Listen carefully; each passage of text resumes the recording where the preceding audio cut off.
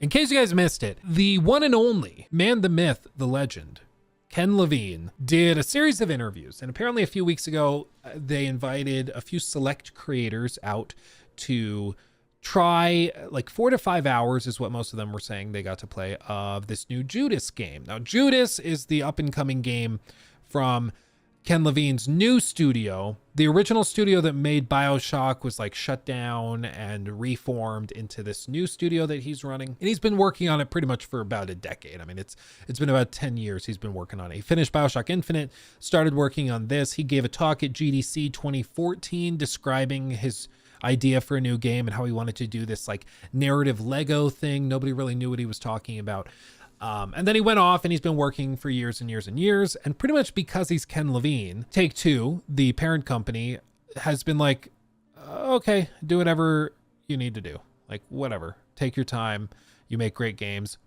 Who cares? Just put something out eventually. And it seems like he's starting to get closer to that point. There still is no release date for Judas. They still have not nailed anything down specifically, but they did show off the game for an extended period of time. 4 to 5 hours is quite a while.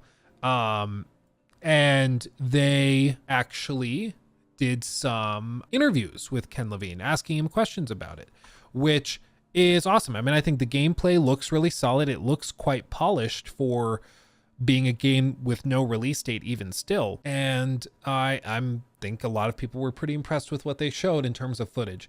Now, they talked to, or he invited Jeff Keighley, I forget the name of the other gentleman from IGN, one of the Ryan McCaffrey, is that right? Something like that. But they invited them out, and then they also invited the members of the Friends Per Second podcast out to play the game and talk to Ken Levine about it during extended interviews and stuff. And it's interesting. It's interesting because it seems like they've done a lot of thought on the world, a lot of thought on this ship that you're on, a lot of thought about the narrative and how things kind of overlap and how relationships can cross over between these different characters. They describe this thing where you're basically going to have the big 3 characters who are this like sheriff guy, which I believe is voiced by Troy Baker, because of course he is, Nefertiti, and then another character that you can see right here, who's like the therapist of the ship that handles like all relationships and stuff. And the idea is that they have a relationship with the player character, and as you go through the game, your relationships can change with each of them based on your actions and decisions. So if you do something to cater to her, you might end up pissing off the sheriff dude, and then he'll either give you information that taints your view of her or skew your interpretation of her actions.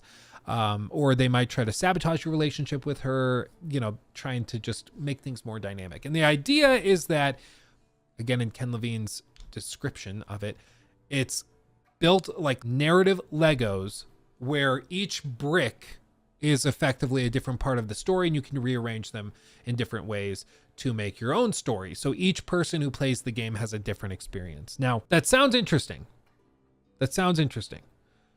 I'm not opposed to that concept. I mean, I still have questions though, because I listened to the extended interviews they did. I listened to all of it, every second of it. And it was like, he did this 1-20-minute interview with Ryan McCaffrey. I was right. It was Ryan McCaffrey. And the Dorito Pope himself, Jeff Geoff Keighley. And they talked to them, and then the Friends Per Second podcast, they also interviewed him for an extended period. I've listened to it all. And at the end of that, I still really am not sure how this game is truly unique. Because anytime specifics would come up, naturally and understandably, Ken Levine didn't want to give specifics because it would spoil the game if you knew all the specifics of it. So I appreciate him not spoiling all those specifics. But at the same time, all that we got basically sounded like there were going to be 3 characters in the game, and they each sort of have a reputation system with the player based on your actions. And as you play through the game, you are going to like change your reputation with them. And if you have good reputation, you can take them to the end and the other guys get screwed. And if you have a bad reputation, they don't get taken to the end, but these other characters do. It's just not that clear if it's truly narrative Lego bricks or if it's like narrative pillars where you can pick one pillar for each run, where you partnered with this guy primarily, and then the next run you partner with her, and then with her, and each time is a different outcome or a different narrative flair, but it's really not that dynamic. And it comes with the territory of trying to have a really crazy, complicated narrative system, because anytime people want specifics, which they should, you can't really give it to them. It's the same thing with this, if you're talking about what's another super narrative heavy game, like, I don't know, Detroit Become Human. If somebody's like, well, why is this really cool? What's something cool that happens as a result of your decisions in Detroit Become Human? You can give them specifics, but it's going to spoil potentially one of the coolest moments in the game if they were to take those same actions and end up with that same consequence. So you can't really be specific other than just being like, yeah, your decisions have consequences. So it's an inherently difficult game to be transparent with, just to be fully clear with it. It's an interesting idea, but after all of this, it's still not super precise what this narrative Lego thing even means. But I mean, after all of this, do you guys have a clear idea of what this game is after the descriptions and ads and interviews and stuff that you've seen and heard? Do you feel like you understand what this game is even supposed to be? Because this is like the description of the the narrative Lego that he makes. Okay, that's what it's called. Yeah. And the metaphor is basically like Lego. You've got a bunch of these pre-crafted bricks, right? Yeah. And they're really well designed, and the bricks know how to communicate with each other. They know how to interface with each other. And this is the genius of it. But you can build, how many things can you build out of those bricks, right? So you have a bunch of handcrafted elements, but they come with them a set of rules based upon how they combine, so you can make almost anything. And you're saying story, not just the actual architecture, right? It's like both pieces of it, right? It's like, how does a narrative? Yeah, so taking the Lego metaphor, yeah, we started thinking, well, could we use handcrafted elements, but are not huge entire levels, but sub-elements like lines of speech, pieces of art, texture maps, encounters, loot, even the layout of the whole experience. Yeah. And make those out of modular chunks and then teach the game. We call it pseudo procedural because it's not like Minecraft where everything's being generated off a set of pure mathematical heuristics. You build all these smaller elements in the game, and then you teach the game how to make good levels, essentially. And good story. Yeah. And most importantly, reactive to what you do. So when you decide to go, I'm not doing that, I'm going all the way over here, then the game knows what to do. Because in BioShock Infinite, the game just would have panicked and said, I can't do that. I can't do any of that. And so, but that was a major R&D task. So it sounds interesting, right? Like, okay. So the idea is that pretty much no matter what the player does, you can respond to it. The game can totally alter itself to react to that choice. And the example he brought up before this was that in BioShock Infinite, like if you did something to upset Elizabeth, that was her name, right? If you did something to upset her, in the real world, she might have been like, screw you, I'm leaving you. And run off and go off and try to solve her problems by herself without Booker's help. But the game couldn't work that way. They just couldn't make that happen, to have all these levels designed around both characters being present, but then all of a sudden now one of them is gone. It just can't respond to it properly. So his idea was to try and create systems that can respond to all of those dynamic events. So if you piss off this character or you do something really drastic to them or with them, then the rest of the game has like a cascading reactive effect to that decision and has serious consequences for each of those actions and decisions. It's a cool idea, but again, we've heard this many, many times. Like one of the best examples of old school AI stuff is the Radiant AI in Oblivion. And this was just really, really funny because this was something Todd Howard talked about in like 2005. Okay. Design this system, Radiant AI, that allows the people in the world to react really intelligently, and they sort of have their own goals, so they can look at their environment around them and decide how they want to accomplish them. Our NPCs exist no matter if you're there or not. They're doing what they're supposed to do. You can send a guy off to a dungeon to kill stuff, and you don't have to go with him. You go back to that dungeon, either he'll be dead or the things that he was supposed to kill will be dead. I mean, it will have happened whether you were there or not. Like this guy, I can basically go up to him and say hi to him, and he'll greet me. He'll chat with me. His aggression. And so they have all of this, like, these crazy systems and different stats and AI systems and stuff. When you played the game, it just felt like a regular open world game. It didn't really feel that revolutionary or anything. But if you listen to the interviews and the marketing stuff before the game came out, you would have thought that that was going to be like one of the most groundbreaking games of all time with specifically the AI systems that they had there. So these types of ideas and concepts in game development are super, super cool. We've heard them many times before. Many people have tried to do really reactive, intelligent dynamic systems within their games, but it's not very easy to pull off. Like it really is not. And you might have like a reactive system where maybe now the mission structure changes, or maybe now these secondary objectives don't trigger, maybe all of that could happen.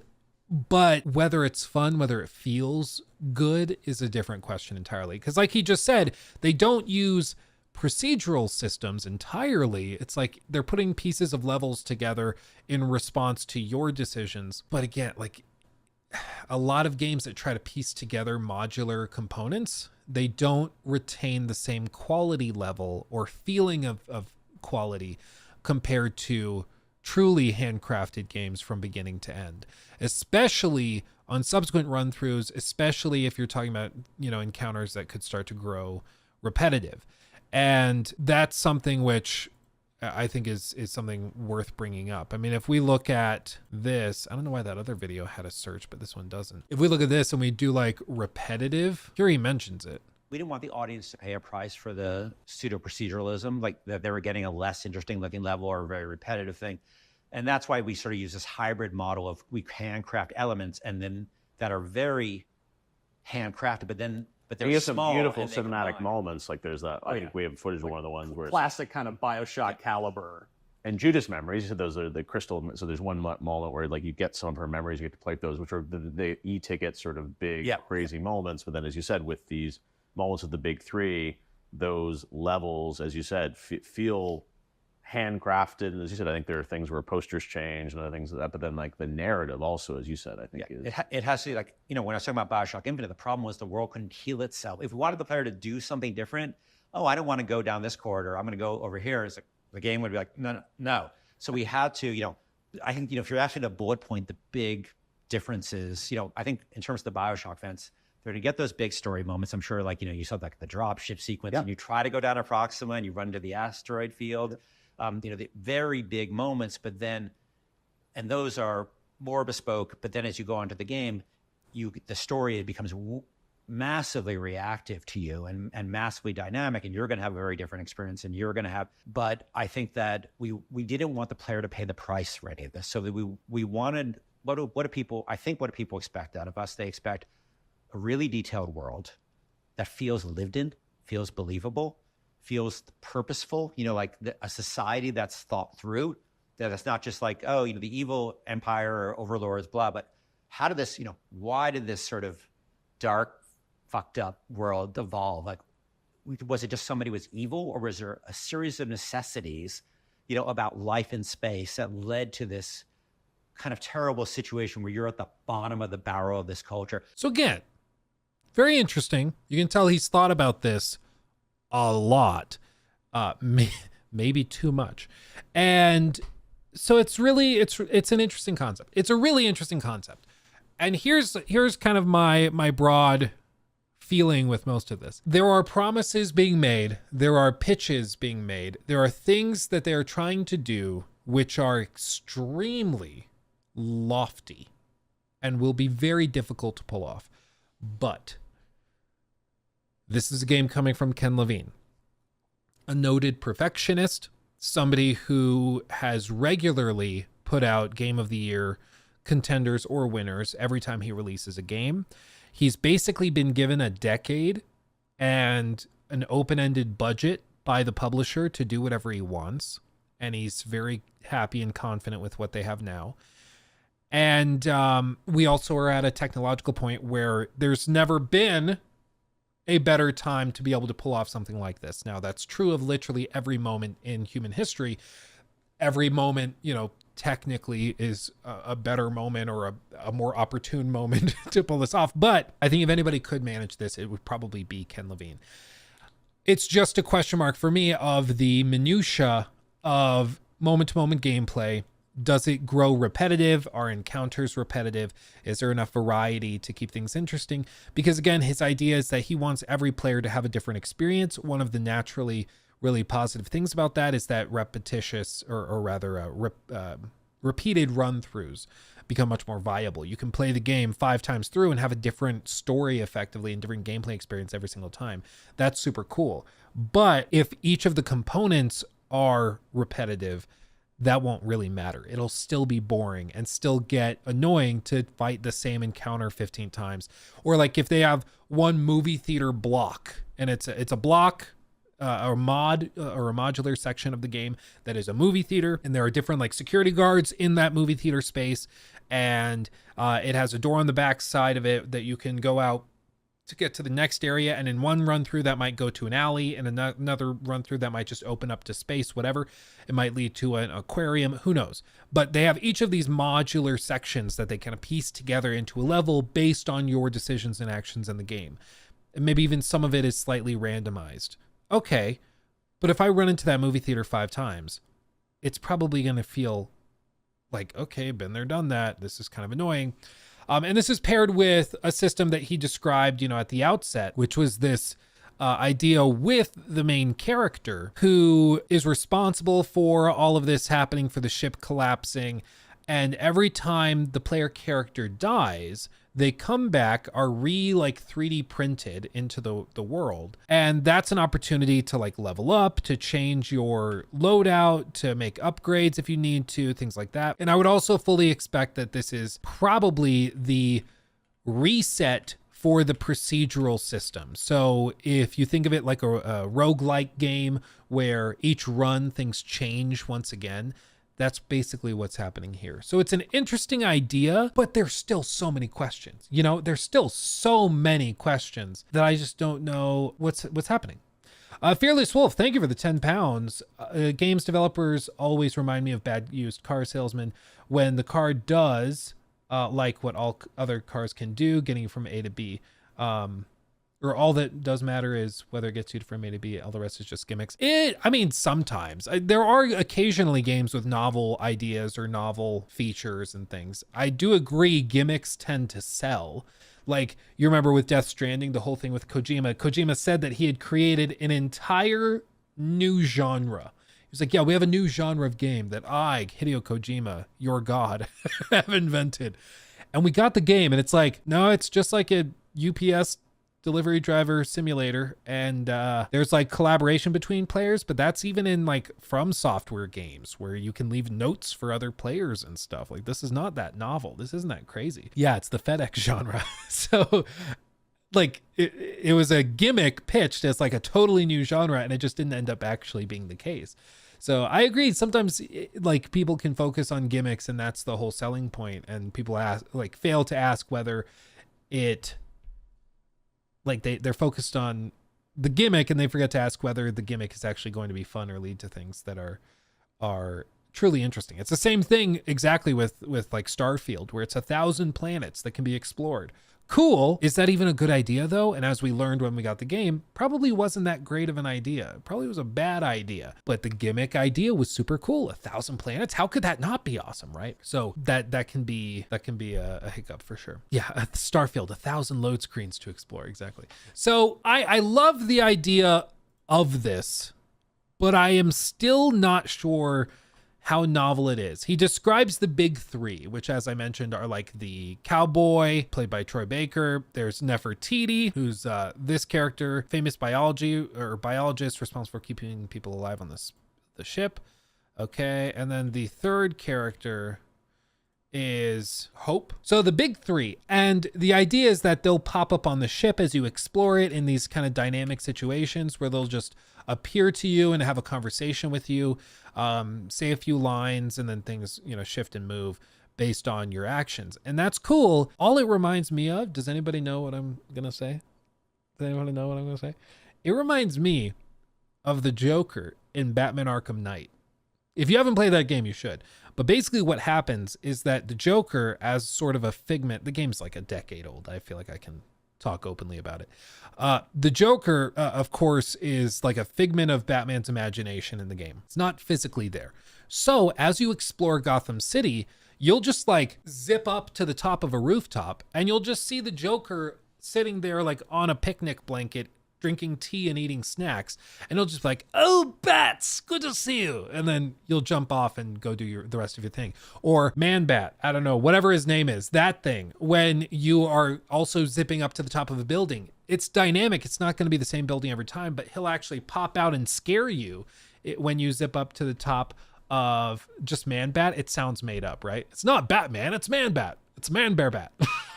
But anyway, so this reminds me of that, where they're going to have dynamic encounters with these three characters. The only difference between this and Arkham Knight, as far as I can tell, is that the encounters, while dynamic and different for everybody, are going to be determined, and they're going to kind of pick from the list of 100 mini cutscenes or whatever. They're going to pick from that list based on your actions, and then play those dynamically as you explore the ship and do different things. Interesting. Not that crazy novel, but still interesting that you could have narrative exposition happening dynamically all over the place. But I think it's games like Starfield that have really jaded me on the concept of like procedural mechanics in games, full stop, that still try to be narrative. If you want to go procedural, cool, you can do some awesome stuff with procedural stuff. But when you try to still maintain the same fidelity and quality of hand-built levels and maps and stuff, usually it starts to fall apart and it doesn't work quite as well. And again, Starfield being a great example of Bethesda being known for handcrafted environments, and then they try to go procedural and still have, like he's saying here, still have handcrafted chunks, or in this case, in the case of Starfield, it was like with handcrafted bases or research bases and centers or caves and mining operations and stuff. Those were all handcrafted, but they were copy and pasted so often, and you ran into so many of them, or even the same one over and over again, that it just got stale and didn't feel truly unique or fun. So I get worried whenever I hear that somebody that's trying to maintain a certain cinematic or narrative quality is leaning into procedural systems. This could be the first time it's really done amazingly well in a game like this. And again, if anybody could pull it off, it would probably be Ken Levine.